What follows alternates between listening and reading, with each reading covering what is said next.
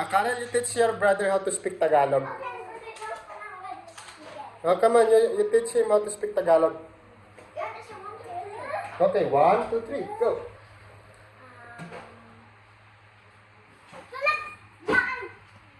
Tulog dyan, 1. Okay, you should have at least 5. Oh, very good. 2. Oh, 3 more. No jumping.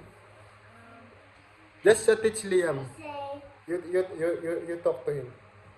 Tulog pala. Tulog pala? I think you already say that. No, tulog. Ang tulog na. Ah, tulog na. Okay, 2 more. Pasok ka na. You already say that. I mean. Pasok ka na daw? Tawa. Tulog na. You already say that.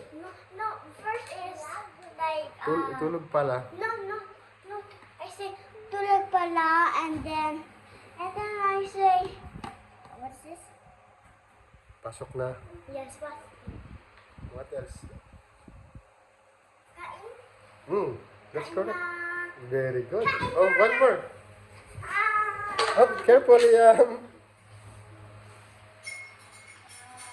tulog na. You already say that. I mean,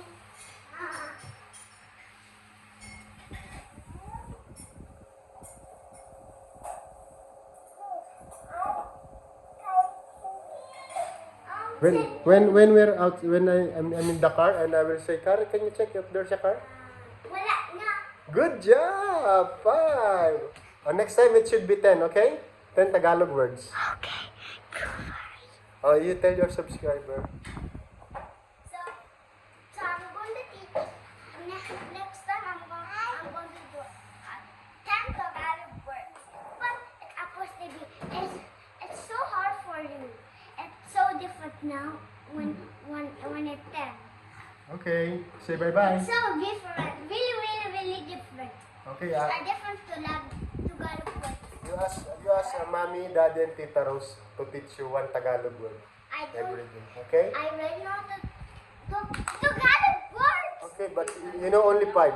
It should be 10 next time, okay? I can know that every day. Okay, say bye-bye. Pasok mo na. Ba? Paalam. You say paalam. That means Paalam. bye-bye. Good job.